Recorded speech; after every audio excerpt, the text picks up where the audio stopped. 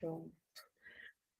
Bem, antes de mais nada, muito obrigada, Rafa, por ter topado essa entrevista. Muito Eu, obrigada a você. eu sou a Bruna, sou arte terapeuta, e essa série é uma série para ajudar arte terapeutas em formação a entenderem a abrangência de possibilidades da arte terapia. Eu não sei você, Rafa, mas conforme eu vou conhecendo outros arte terapeutas, eu fico, meu Deus, quantas possibilidades! E a gente acha que é só arte terapia clínica, né? E não, tem muitas coisas. E a Rafa tem uma experiência, a gente conversando, eu acho que é super interessante da gente poder conhecer outros arteterapeutas conhecerem. Então, essa é a Rafa, esse é o contato dela, a arte terapeuta, ela vai falar mais um pouquinho para vocês sobre ela. E a gente vai trabalhar com esses blocos de conversa. Então, quem é a Rafa, as bases dela para o trabalho que ela realiza, como que foi para ela esse processo de trabalhar na prática dentro do CAPS, os conselhos que ela dá para a gente, para nós, que talvez tenhamos interesse em iniciar um trabalho dentro do CAPS com arte terapeutas, o que ela pensa sobre o futuro e o trabalho que ela realiza hoje. Bora lá, Rafa? Bora. Para a gente começar, Rafa, nos conte quem é a Rafaela hoje? Bom, a Rafaela hoje se constrói com toda a minha trajetória de vida pessoal, profissional, mas da arte terapia, na verdade, meu caminho é mais recente. Eu vim da área da comunicação visual, que é o design, e aí o mundo da arte terapia abriu um grande portal assim de conhecimento. Então a Rafaela hoje é uma Rafaela que segue em busca de conhecimento, inclusive agora começando uma jornada na psicologia. Então é uma Rafaela que está em constante transformação e mudança, assim, sempre em busca de si mesma e como colaborar com os processos das pessoas também. Ai, incrível, gente. Tem muitas coisas, né? Você mandou o seu currículo, tem muitas coisas que você passou, vários lugares pelos quais você passou. Muito bom. Como esses mundos e essas experiências todas que você tem se conectam na sua vida e no seu trabalho como arte terapeuta hoje? Eu, desde pequena, tive muito contato com busca de autoconhecimento, acho que com uma certa influência da minha mãe, que ia nesses caminhos, assim, de muita vivência, então era uma coisa que eu era incentivada, e aí eu comecei a olhar mais para isso um pouquinho depois da minha formação do design. Quando eu fiz a minha formação do design, eu sempre me interessei muito pelo mundo de artes visuais, mas aí eu fui mais em busca de autoconhecimento através de práticas como reiki, xamanismo, aí fui para o Ayurveda e todas essas práticas, sempre aliadas à psicoterapia também, anos e anos de terapia, me levaram a entender que eu me interessava muito na arte como um processo, não como resultado final, então como um processo de investigação. E aí, a arte-terapia, como a gente sabe, une muito isso, né? A arte como um processo, e se encaixou muito bem nesse meu mundo de buscas. Ai, que ótimo. Eu fico muito curiosa, e é uma história que eu gosto muito de entender. Como que foi o seu primeiro contato com a arte terapia e o que te fez pensar assim de, nossa, é isso que eu realmente quero fazer da vida? Conta pra gente essa história, eu quero saber a fofoca toda, entendeu? Conto. A arte-terapia ela surgiu para mim com uma grande amiga, que virou uma parceira de trabalho, que é a Isabela Cicalisi. Eu tinha acabado de fazer formação em... Eu estava assim nesse mundo da Ayurveda e eu tinha feito uma formação de bênção e cura do útero, que é com uma inglesa que chama Miranda Gray, e aí eu fazia meditações e círculos de mulheres, e aí eu achava que eu estava fazendo tudo isso para mim mesma, né? Assim, é uma forma de autoconhecimento. Aí abriu essa casa de terapias na rua da minha casa, que era Revolucer. fui conhecer a Isa, da minha idade, super gente boa, assim, vem conhecer, marquei uma aula de yoga, e aí ela, arte terapeuta, eu falei, gente, que coisa interessante, né, essa arte terapia, o que é isso? E aí fui conhecendo o mundo da arte terapia a partir da perspectiva dela. E quando eu me vi, estava lá atendendo com bênção e cura de útero na casa de terapias. E a gente começou, isso foi em 2018, que eu fazia essas meditações, esses círculos de mulheres. E aí a gente começou a criar um círculo de mulheres juntas, que era o círculo de irmãs. Ela como arte terapeuta, eu com essa técnica, e aí eu comecei a ver, assim, a potência dos processos de arte terapia, vivenciar naquela época em roda com mulheres, e foi muito transformador, porque à medida que eu estava oferecendo algo, eu também recebia muito. A gente sempre que está oferecendo uma prática, a gente também se nutre aprendendo demais. Então, aí eu me encantei pelo mundo da arte terapia, e foram esses os meus primeiros contatos, e aí ficou essa pulguinha. Quero estudar isso um dia também. Nossa, a gente vai ter que marcar outro rolê para a gente poder conversar sobre esse negócio da Miranda Gray, porque eu amo os livros dela. Ela é maravilhosa. Já vamos marcar outro momento para a gente conversar. E aí, você, então, teve esse primeiro contato, se sentiu encantada, de uma certa forma, é o que você falou, você vivenciou esse processo da arte terapia, né, enquanto você aplicava essa outra técnica. Só que quando você falou, não, vou fazer isso de fato, e, sabe, vou fazer essa formação, como que era o clima de fazer arte terapia, como você escolheu para onde ir, como que foi esse processo formativo? Eu fiquei, assim, com muita vontade, de fato, na pandemia, porque a gente teve todo aquele recolhimento, e aí eu me vi num cenário de que eu não tinha recursos de ir para fora nessas práticas, porque eu sempre fui muito das práticas coletivas, do presencial, dessa coisa, né, dos círculos, e aí eu tinha acabado de me mudar para morar sozinha, minha primeira experiência morando sozinha, eu estava 1 mês morando sozinha e deu a pandemia. Falei, tá, agora é hora de me encarar comigo mesma. E aí eu percebi que, acho que por senso comum, todo mundo se transformou muito durante a pandemia, né? Mexeu em muitas camadas. E eu tinha, né, aquela minha rotina de trabalho e muitas inquietações, e a única coisa que me fazia voltar para mim mesma nesse momento de pandemia eram práticas artísticas. Então, quando eu percebia que eu estava assim muito fora da casinha, muito ansiosa, com muito medo, eu lembro que um dia eu fiz uma prática de dança, mesmo no online, isso funcionou super e me trouxe de volta. Aí também no desenho, na pintura, e aí eu falei, poxa, é isso que eu quero estudar mesmo, assim, é na arte que eu encontro o meu refúgio para voltar para mim mesma. Aí, durante a pandemia, eu não quis investir em nenhum tipo de formação, porque eu pensei que realmente fazia sentido ser no presencial, né? E aí fui pesquisando as opções de cursos, fiz um curso introdutório do IGEP na época, porque eu tenho muita afinidade com a linha junguiana, mas aí acabei escolhendo, depois de muita conversa, assim, de pesquisar bem, em fazer a formação do Instituto SEDES. Gostei bastante da grade, gostei que uniam duas bases teóricas que eu gosto bastante, e então comecei a minha formação em 2024, num cenário em que eu acho agora mais recente, que a arte-terapia já está bem, assim, bem mais sólida, as pessoas entendem mais o que é, tem uma grande procura, então percebi que estava uma turma também, assim, pós-pandêmica, bem animada, na volta do presencial, e vejo que, assim, já está bem mais estruturada e conhecida, e uma turma bem diversa, muita gente da psicologia, da arte e educação, eu era a única designer da turma,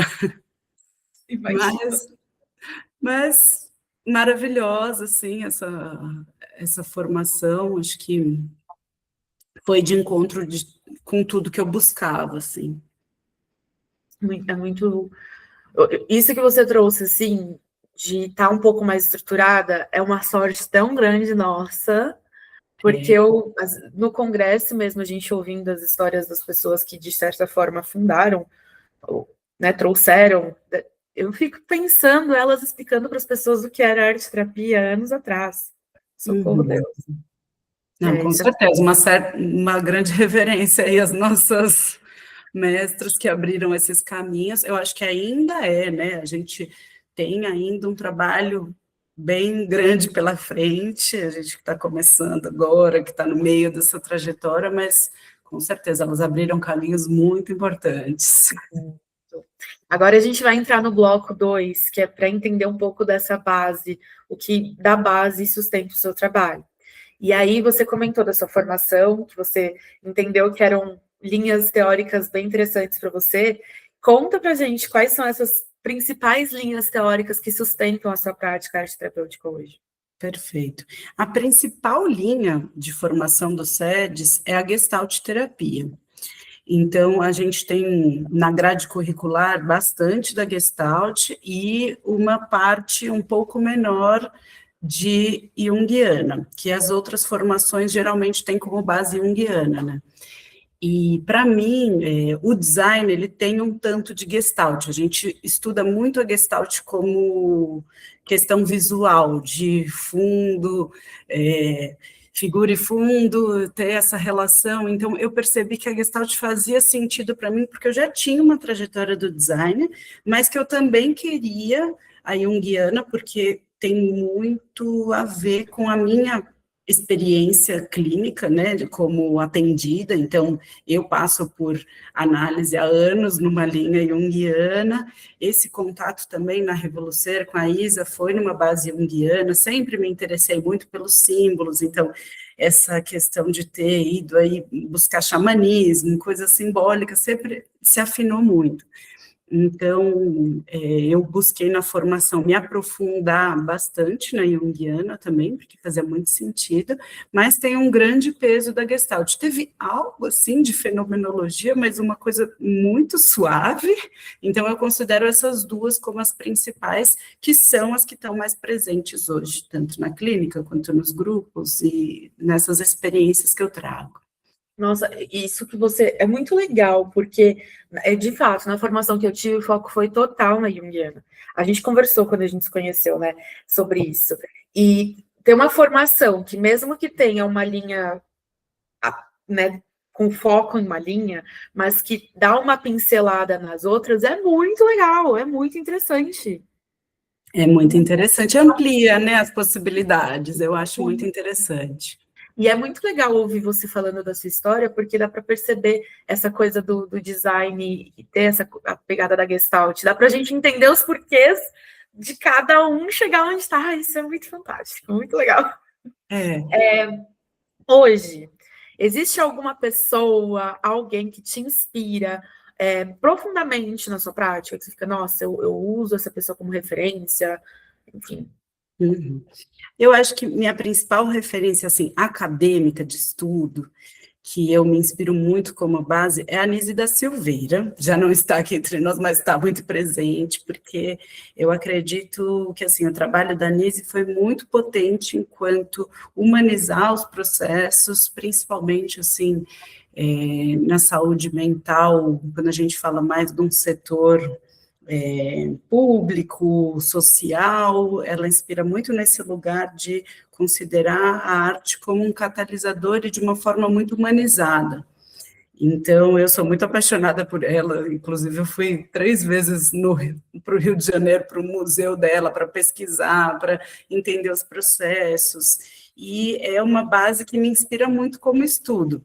Mas aí também trazendo ao real de quem está mais na prática, hoje em dia, no dia a dia, eu também tenho uma grande admiração e reverência na minha orientadora, que foi minha professora, que é a Iraci, foi minha orientadora, minha supervisora, e ela tem uma prática artística de ateliê que eu acho muito interessante, então também gosto de trazer ela.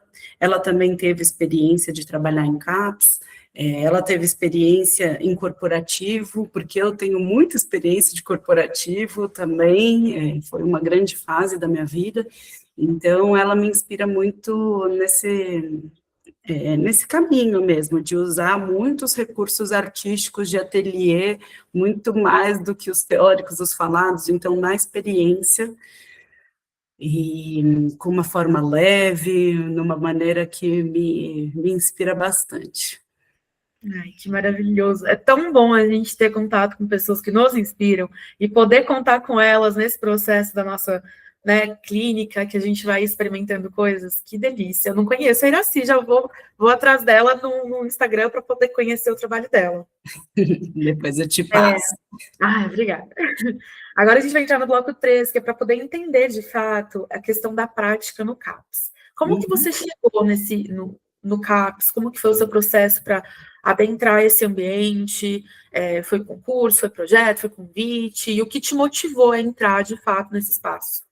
Perfeito. Desde o comecinho da formação, eu sempre dizia que eu tinha muita vontade de trabalhar numa questão mais social e muito em órgão público, mas eu não via nenhuma vaga, eu pesquisava, falava como entrar, como trabalhar no CAPS, como arteterapeuta, onde que existe isso, eu perguntei para colegas, vi às vezes algo muito distante, né, em estados longe, e aí eu não sabia que existia essa possibilidade enquanto arteterapeuta que não como oficineira, né? Porque tem alguns CAPs que dão essa possibilidade como oficina.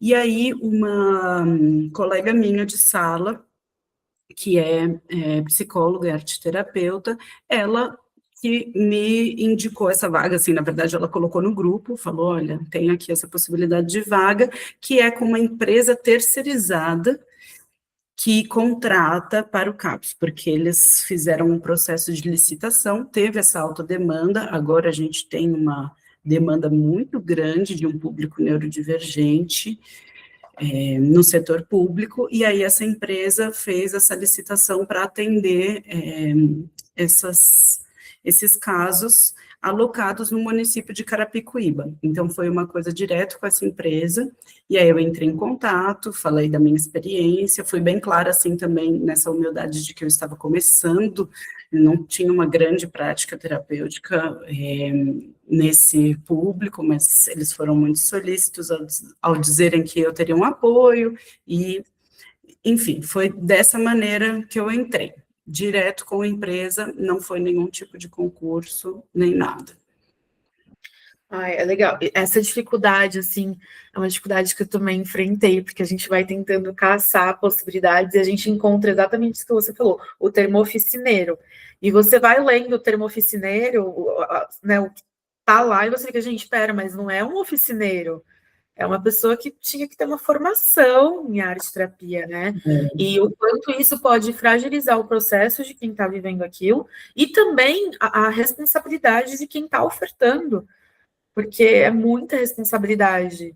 A gente trabalha com isso, qualquer coisa que você dê ali para o cliente pode ser muito disruptiva, enfim, é muito delicado isso.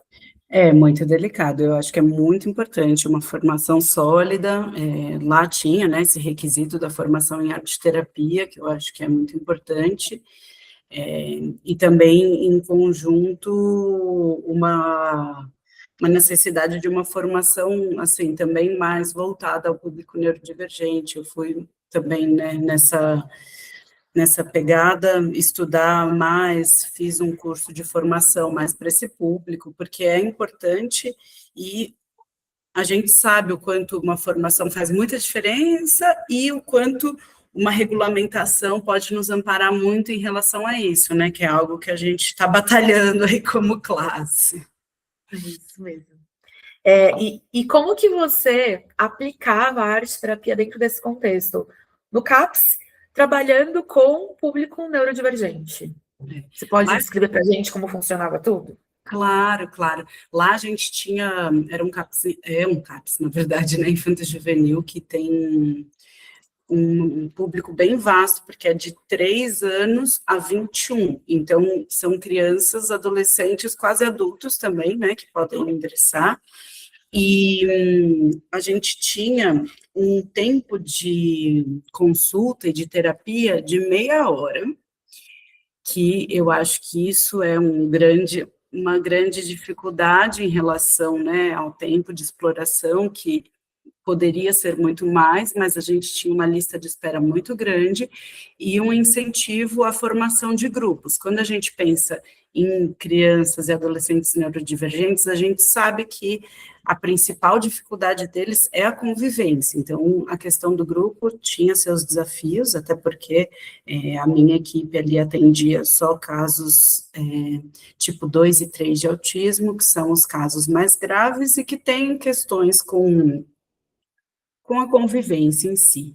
Então, o que eu me ocupei no começo, primeiro, assim, que espaço que seria arte-terapia? Tiveram alguns, assim, foi uma questão de um mês que tinha eu e outra arte-terapeuta, que era a Márcia, a gente galgando que precisava de uma sala com estrutura, porque foram as últimas a chegar, então, olha, precisa de uma sala que tenha material artístico que fique à disposição, porque é uma consulta atrás da outra, então, ter esses materiais. No começo, eu achava muito interessante uma boa anamnese com os pais, se pudesse, às vezes, até mais do que um encontro, dependendo do tipo também de vínculo, se era uma criança muito apegada aos pais, permitir que esses pais permaneçam na sessão era importante. Então, ter um diálogo, como eu lidava com muitas crianças e adolescentes não verbais, era muito importante coletar todas as informações de quais eram as preferências, quais que eram gatilhos para possíveis crises. E aí, a partir disso, também ver se tinha alguma relação de algum material que não existe uma afinidade, que existe um incômodo, como colocar isso de uma forma mais gradual no processo, e então começar a apresentar materiais aos poucos. No caso da neurodivergência, acho que é muito importante, assim, não ter um super estímulo de muitos materiais, e ir apresentando aos poucos, com muita gentileza, material por vez, entendendo. E aí, nesses 30 minutos, algumas sessões tinham uma grande exploração, primeiro no brincar, então, vamos primeiro brincar com o jogo, depois a gente vai para as artes mais plásticas e mais visuais. Outros precisavam também de um trabalho mais corporal, porque vinham muito agitados, correndo, então precisa mais sacudir o corpo, precisa fazer uma coisa mais de presença, e massinha, e tinta, então depende muito da sessão, de como chega, né, esse atendido, em que estado, como que está se sentindo, muitas vezes também no começo de sessão e fim de sessão, perguntar para os pais, como é que está hoje, está mais agitado, está mais tranquilo, e tomar esse cuidado de estar muito presente nesse olhar integral, né, como falta muitas vezes a linguagem verbal, se atentar aos sinais, como que está esse corpo, como que estão essas expressões, e ganhando espaço, intimidade, para que possa ter essas manifestações e essas criações, né. O que eu percebi muito é que muitas das crianças, Bru, ficavam bastante só na garatugem, então só nos riscos, não tinha uma construção, então, às vezes, trabalhar com colagem ajudava bastante, outras formas, porque muitas ficavam e é isso, é entender que é essa a fase de desenvolvimento, explorar ela, e não tentar também forçar que sejam outras, né? Você já falou, assim, bastante, mas de repente tem alguma coisa diferente. Quais foram os maiores obstáculos estruturais que você sentia que a arte-terapia ela enfrentava nesse lugar que você trabalhava, no CAPS, no geral? Eu acredito que os maiores obstáculos, mais em relação a essa questão do tempo, né? Então, eu acho 30 minutos pouco, principalmente com uma ambição de grupo, né? Mas no individual também, porque às vezes só o tempo de chegar e a criança se ambientar o espaço a você, não desregular e começar uma prática, então já era muito rápido. Então, eu acredito que esse é o principal. A questão do espaço, por um tempo, depois foi, né, ficou mais estabelecido, mas de uma compreensão. Aí, quando a gente fala de serviço público, também é questão de materiais. Muitas vezes eu tinha que levar materiais, porque não tinham muito incentivo em relação à diversidade, a repor esses materiais. Então, tem coisas que são muito importantes. Massinha não pode ser uma massinha dura, né? Ela precisa ser uma massinha de qualidade.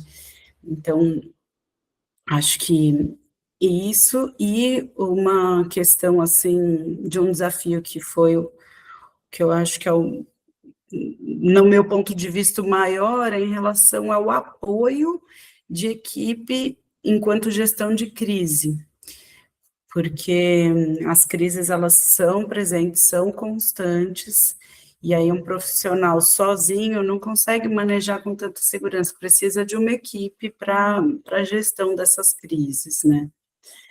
Então, acho que esses foram os principais desafios enfrentados. Nesse processo, você precisou, em algum momento, defender a arte-terapia para outros profissionais, ou equipe, ou comunidade, de alguma forma? O que funcionou nos seus argumentos, o que não funcionou? Teve uma parte que sim, porque quando a gente fala em autismo, a gente fala muito da ciência ABA, né, que tem uma coisa bem estruturada enquanto processo.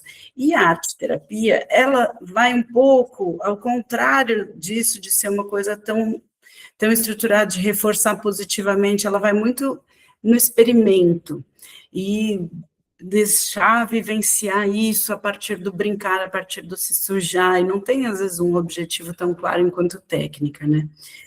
Então, eu acho que o que eu tive mais que reforçar, a importância desse espaço seguro, porque, por exemplo, no começo eu estava numa sala que ela era muito ampla, e tinha muito vidro, ficava exposta, eu achava que não era o lugar ideal, a gente tinha esses diálogos, e depois também essa questão do permitir esse brincar mais livre, de não ter um objetivo tão rígido. Então, os argumentos foram muito voltados à prática, realmente, assim, de conversar com outros colegas. Eu também tive esse cuidado de entender como que isso era feito em outras clínicas, outros ambientes, e às vezes a gente precisa realmente desse embasamento mais estudo de caso científico, então pegar, olha, tem esse benefício, não é...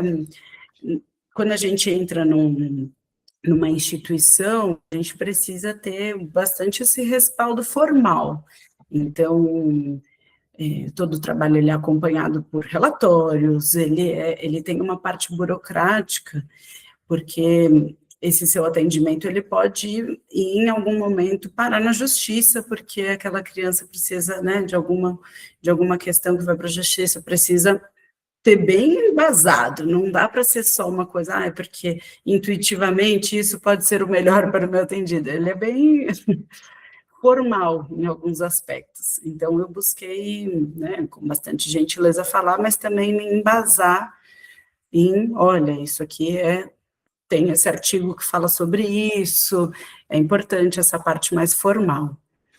O que você trouxe também sobre a conversa, não sei se você precisava de alguma forma fazer isso, né? Mas a conversa inicial com os responsáveis, você precisava falar sobre o que era arte-terapia e tudo mais? Sim, eu precisava, até porque ali na região que eu estava de Carapicuíba, pouquíssima gente já tinha escutado falar sobre arte-terapia, e eu achava muito importante sempre distinguir, né, muito diferente de uma aula de artes, eu não vou trazer técnica, porque eu via que tinham muitos pais que tinham esse desejo, eu gostaria que meu filho preenchesse esse desenho, ou que copiasse essa figura. Eu falava, a gente não vai trabalhar nessa maneira de técnica artística, que eu não vou ensinar uma técnica, mas senão usar ela como um processo. Então, eu achava muito importante alinhar essa expectativa e explicar o que era arte-terapia, me colocar ali também das dúvidas, ou até às vezes, se eu perceber que tinha uma falta de entendimento, eu colocava esses pais para vivenciar. Então, vamos fazer uma proposta?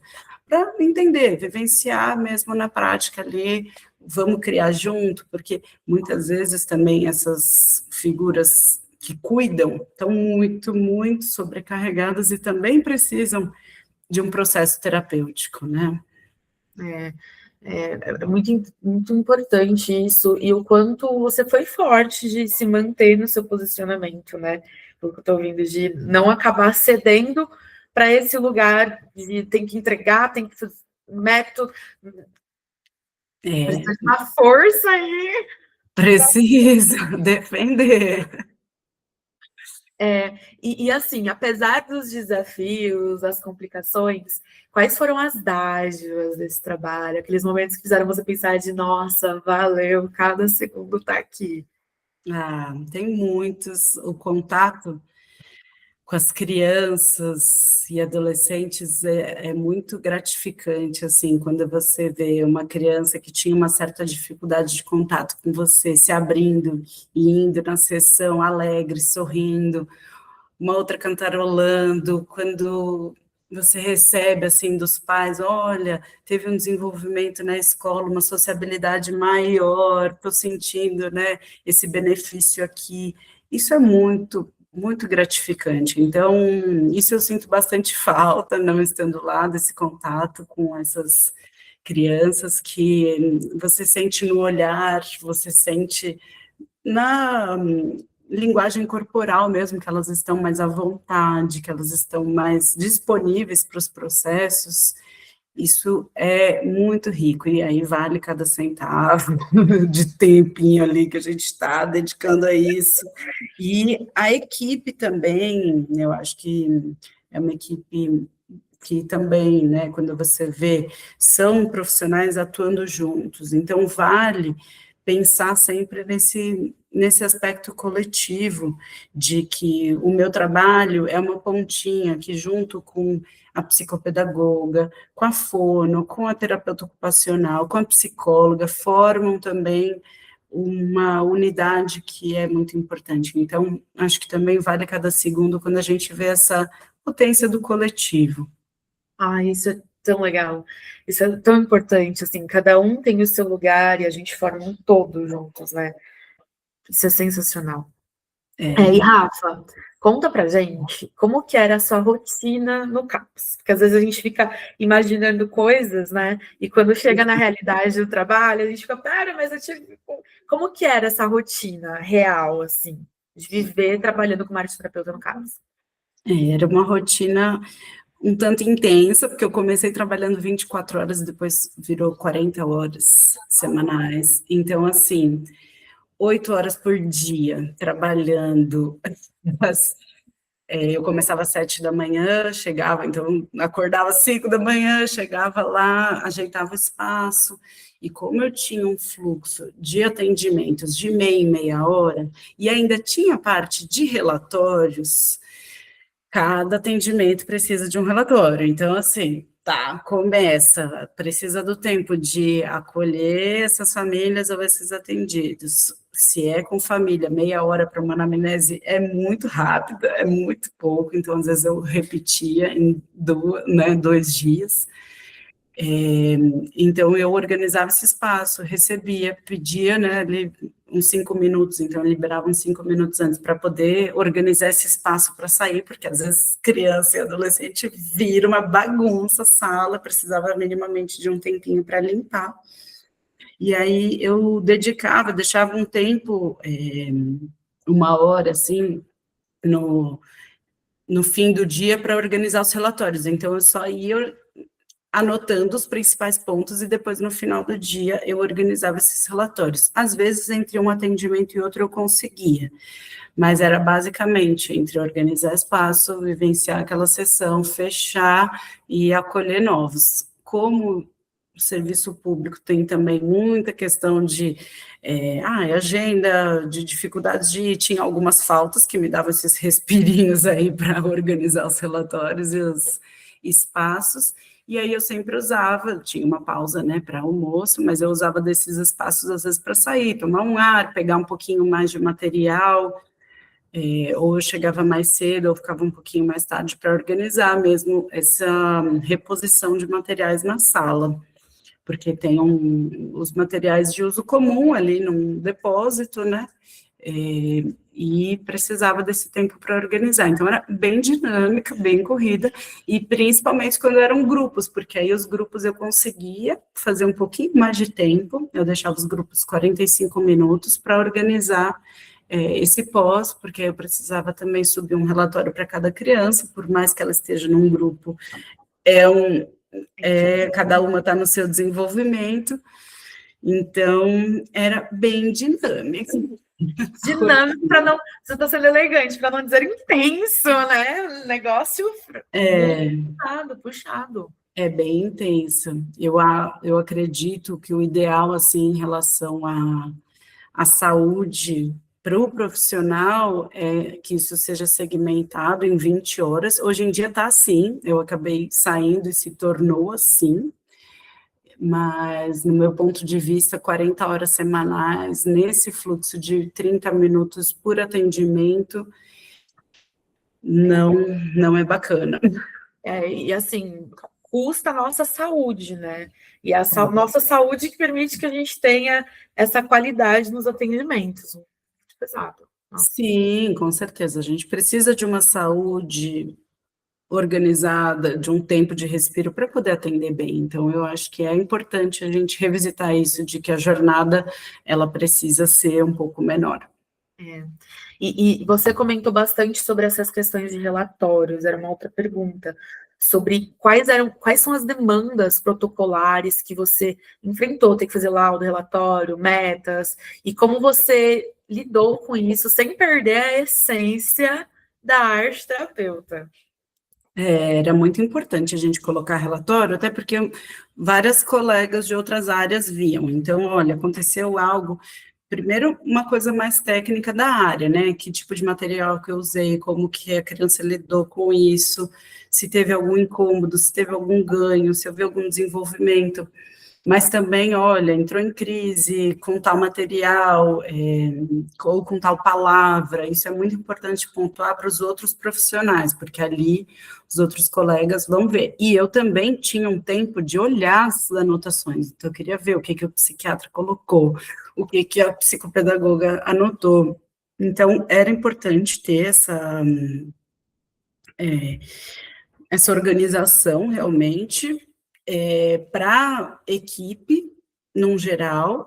Aí também, quando a gente via um caso que precisava ser discutido em reunião, então, olha, esse caso está chamando mais atenção, eu preciso olhar ele de uma forma mais coletiva, levar para reunião, a gente tinha uma reunião de equipe semanal da equipe TEA e também do CAPS. Então, a gente tinha 2 reuniões para discutir esses casos de uma forma mais ampla. E aí também, infelizmente, às vezes também tinham os relatórios mais detalhados de quando tinham casos, porque já tiveram casos de agressão mais graves.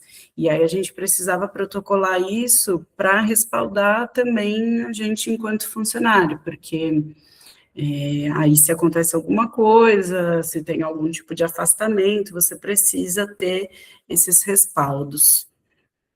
E aí, para não perder a essência, eu acho que esse é um grande desafio, na verdade, porque a gente vai, né, aí em processos, e se você for pensar, é muito burocrático, mas eu acredito que esse ambiente da arte, o lúdico, o contato com criança, adolescente, ele resgate, né, e dá uma inspirada, mas é muito importante não deixar cair numa rotina, de fazer sempre o mesmo processo, de deixar uma coisa num piloto automático. Aí o que me ajudou, muitas vezes, foi buscar uma inspiração. Eu até tive um curto período de supervisão, porque também foi um curto período que eu estive lá, que eu acabei passando 4 meses, mas de às vezes, olha, hoje eu vou trabalhar com esse material e aplicar ele em vários atendimentos, para também não ficar uma coisa de tão pouco tempo para a organização do setting terapêutico. Então, permitir, assim, se desafiar de, olha, vamos criar coisas diferentes, de buscar mais informação, de não se acomodar, que eu acho que é muito fácil quando a gente entra nessa burocracia acabar se acomodando. Então, não, né, vamos Vamos pesquisar, vamos criar, às vezes também se associar ao atendimento de uma outra colega, já fiz isso com a musicoterapia, de olha, vamos atender junto, vamos criar uma proposta. Eu acho que traz uma inspiração, tanto para quem a gente atende, quanto para a gente, para não entrar numa rotina. Nossa, isso é muito importante. Você também colocou uma coisa que é essencial, e às vezes quem não está dentro do processo não entende da importância da organização do setting, né? Da organização inicial, da organização final, porque esse ambiente ele faz parte do processo. E é uma coisa que demanda um tempo que às vezes quem vai contratar não entende que é necessário esse tempo, porque esse tempo é um trabalho pensado, né? Não é uma coisa qualquer, é algo pensada arte-terapeuticamente pelo profissional. Isso é um detalhe importante. É muito importante, porque a gente está mexendo ali em processos psíquicos, a gente tem que ter um começo, um meio e fim, não deixar esse processo aberto. E o espaço físico, ele vai refletir nesse espaço interno, a gente precisa e para a gente ter, né, também, como que eu faço um ritual de um atendimento para outro, para eu me desligar da informação anterior e me abrir para o novo. Sim, essa é uma dificuldade, assim, essa coisa de preparar o ambiente que eu tenho atendendo online, porque a gente não tem como já receber o cliente, temos aqui com o nosso jeito, mas querendo ou não, a gente não prepara aquele ambiente todo que é tão gostoso, né? Mas no presencial e nesses lugares, assim, é importante esse destaque, é importante a gente deixar aqui nessa entrevista para quem assistir, que é bom levar isso em consideração, porque às vezes a gente fica pensando, são 40 horas, mas eu vou ter tempo de fazer essas coisas, né? Porque é o nosso processo, nosso trabalho. A gente vai entrar agora no próximo bloco, que é a parte dos seus conselhos, de fato práticos, né? A primeira pergunta que eu anotei é sobre a formação e essa parte prática. Então, o que na sua formação foi muito importante e útil para o seu trabalho no CAPS, e se você pudesse incluir ou mudar, acrescentar alguma coisa nessa formação de quem quer entrar nesse contexto, que você colocaria assim, ó, gente, vai atrás disso, ou devia ter na grade alguma coisa sobre tal assunto?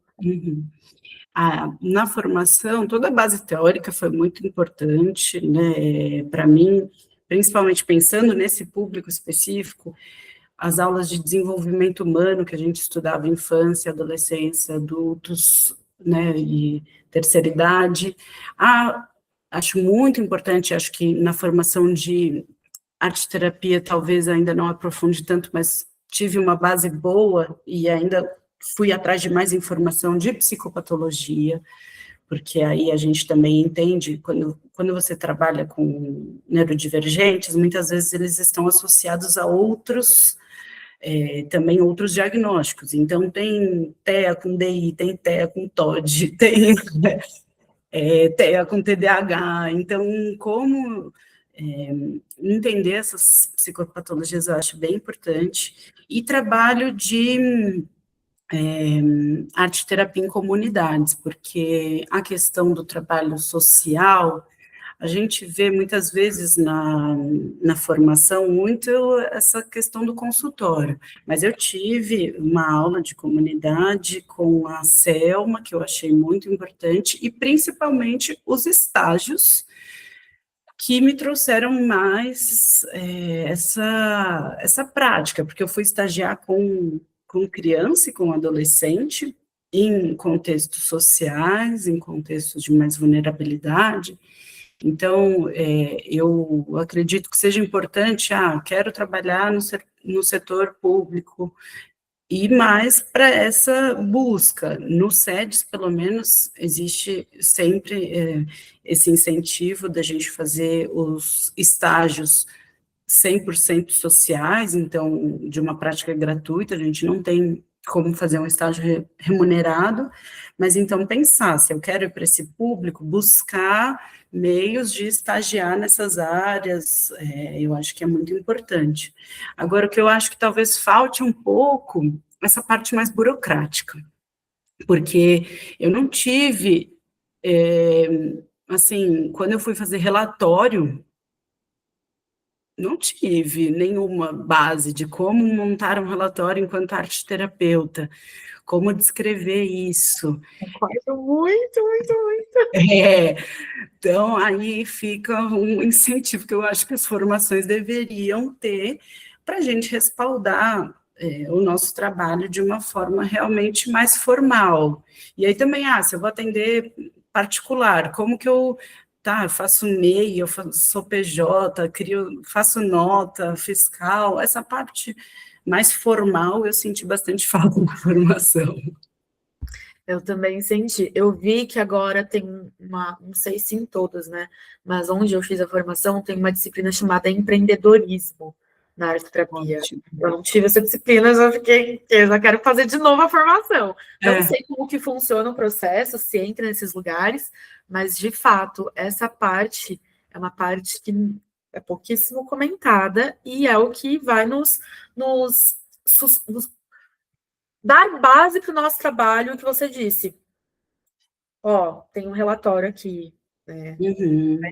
Não são fontes da minha cabeça, existe um processo acontecendo aqui. E realmente a gente tem que ir atrás, quando a gente termina a formação, a gente tem que ir atrás disso. Na hora que começa o babado todo, a gente dá um jeito, a gente vai aprendendo, mas se tivesse isso lá na formação, seria muito Ajudaria muito. Tomara que tenham agora, nas próximas. isso, inclusive, entra na próxima pergunta, que seria se você pudesse dar um conselho prático para artes terapeutas que querem adentrar o CAPS ou serviços públicos sobre como se preparar, as habilidades chaves, como chegar lá, quais seriam esses conselhos?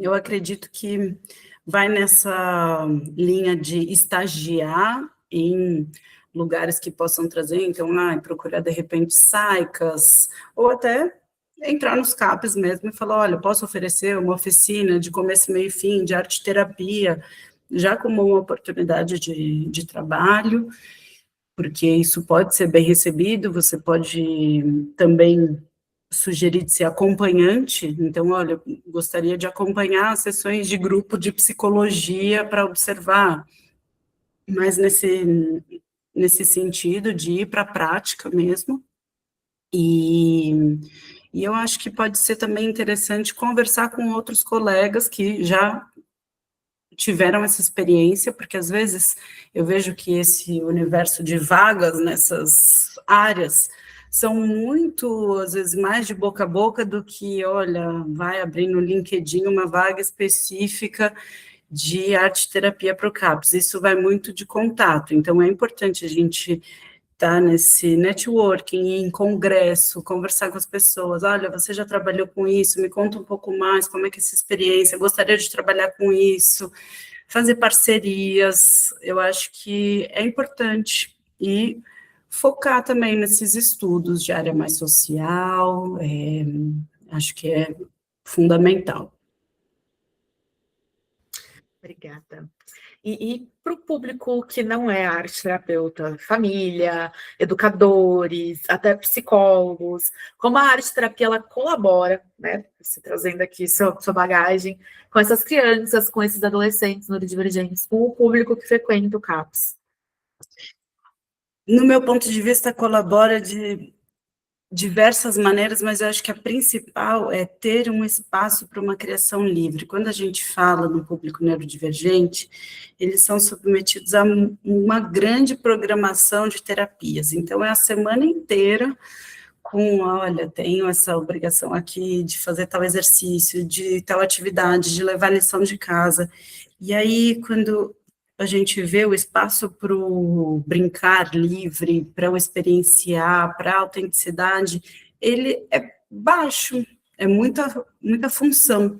Então, eu acredito que a arte-terapia, ela colabora nesse lugar, desse espaço do lúdico, do experimental, da livre expressão, que muitas vezes é tomado num fluxo de tantas atividades. Perfeito. E tem algum livro, material, curso que você aconselha que os arteterapeutas, você falou sobre a questão da clínica social, né, mas se tiver alguma coisa mais específica, para que os arteterapeutas se apropriem, caso tenham interesse de adentrar nesse tipo de atendimento? Eu fiz uma formação que eu gostei bastante de arte terapia e autismo, que aí já é mais específico, que foi no NAP.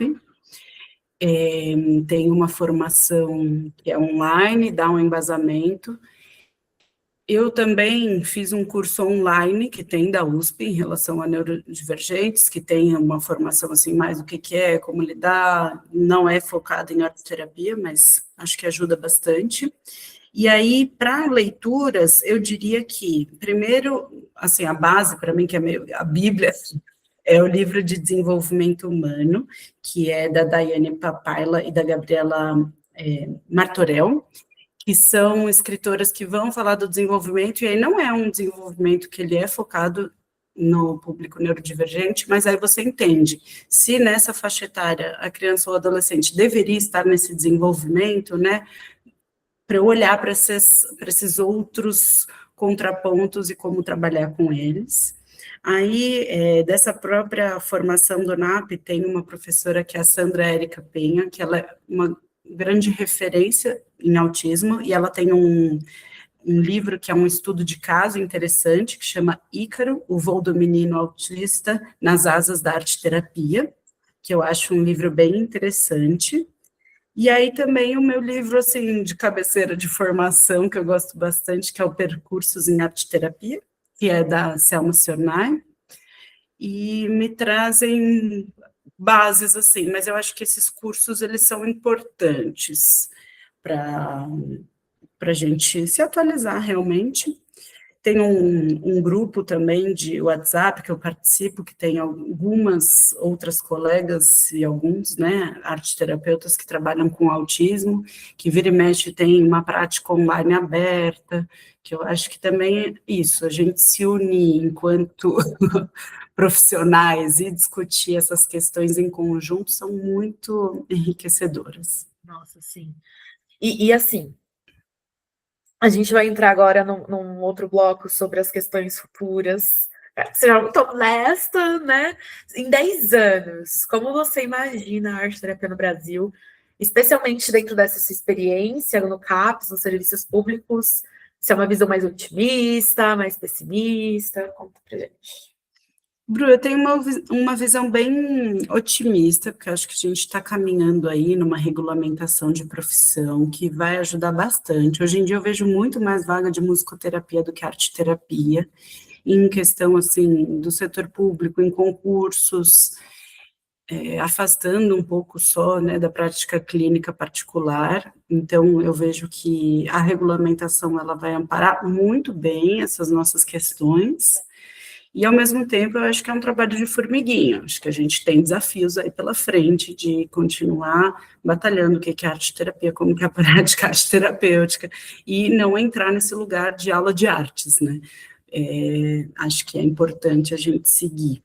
Mas eu acredito que tem um futuro melhor, a gente está sendo cada vez mais reconhecido, a gente vê aí os congressos aumentando, toda essa prática mais fortalecida, então tenho boas esperanças. Sim, sim, nossa, esse congresso me deixou muito esperançosa também, adorei. E se você pudesse, assim, pudesse não, dê um conselho muito honesto para quem está começando agora a arte terapia. Meu conselho mais honesto é se permitir vivenciar o processo, porque acho que a formação de arte-terapia, ela é, assim, em primeiro momento, um grande portal de transformação para a gente.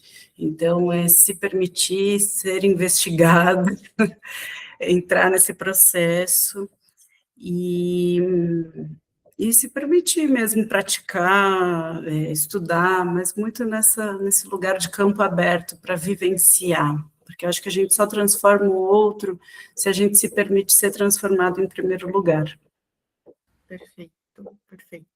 E assim, se você pudesse criar uma arte terapia ideal, sem nenhuma limitação de recursos, burocracia, no CAPS, como seria uma sessão ou projeto dos sonhos? E por que que isso seria tão transformador para quem é atendido? Acho que num projeto de sonhos, eu diria que um contato mais aberto assim, com natureza seria, para mim, um projeto de sonhos. Então, um espaço mais aberto, sim, com grama, contato com pé no chão, cobertinho para os dias de chuva, mas ter uma parte ali de exploração, um tempo de qualidade maior, então uma sessão um pouco mais longa, uma sessão de 1 hora, que tivesse essa possibilidade de interação com os materiais. No meu universo dos sonhos, acho que também seria importante os pais participarem em paralelo, às vezes quando tem esse vínculo, né, participar junto, mas que eles pudessem ter ali em paralelo um trabalho de orientação parental, de acolhimento, aonde esses dois pilares tivessem cuidados, né, quem cuida e as crianças e adolescentes, e nessa gama assim, de materiais, acho que um ateliê com mais possibilidades, então poder trabalhar com argila, poder trabalhar com uma possibilidade mais ampla, mas o principal seria esse contato com a natureza. Ah, eu amei que você super entrou nessa do mundo ideal. Porque realmente, a gente pensa assim no que é hoje, fica, nossa, onde que entraria esse ambiente? Mas é um mundo ideal. É esse, entraria no nosso mundo ideal. Entra! No meu sonho. E agora, conta pra gente, Rafa, como está o seu trabalho hoje? A gente está em janeiro de 2026. Você está atuando com o quê? Qual o seu foco de atendimento? Como as pessoas podem acessar seu trabalho, te contratar? Conta pra gente. Perfeito. Bom, meu trabalho nesse momento, ele está bem no online, porque agora eu entrei nessa jornada aí de começar a graduação em psicologia, então eu vou focar bastante na clínica online, mas também focar em grupos, tanto online quanto presencial. Então, aí no meu Instagram eu vou publicar essas possibilidades, eu gosto bastante do trabalho em grupo, e também para a parte mais de crianças, de adolescentes, no momento eu não estou atuando, mas eu gostaria de voltar, e aí eu penso assim, em espaço físico, porque o online não existe essa possibilidade, né? E também aberta a algo mais domiciliar, porque aí pode ser possível entrar nessa possibilidade do universo de cada um. Mas eu gosto bastante da área educacional, então gostaria de ampliar aí para o setor de escolas, ou de contraturnos. Então, aí os planos desse ano. Ai, quanta coisa, maravilhoso. Eu vou deixar o seu contato aqui, porque eu tenho certeza que eu não sou a única encantada com o seu trabalho, com tudo que você trouxe aqui, e com certeza outras pessoas vão querer entrar em contato para poder entender melhor como adentrar esses grupos, esses atendimentos. E muito obrigada, Rafa, pela sua disponibilidade, pela sua generosidade de compartilhar com tanta honestidade tudo isso que a gente conversou hoje. Muito obrigada. Muito obrigada, Bru, foi um prazer, e ficam aqui os contatos para dúvidas, quem quiser trocar, quem quiser entrar nessa área e tiver, né, curiosidade, quiser perguntar mais coisas. Eu gosto muito dessa nossa união enquanto profissionais, acho que é muito importante, e também para quem quiser entrar em processos terapêuticos, estamos aqui. Obrigada, gente. Fiquem aí com os contatos da Rafa. Vou deixar os contatos dela também na descrição do vídeo. E a gente espera que esse vídeo colabore com o processo de formação de todos nós.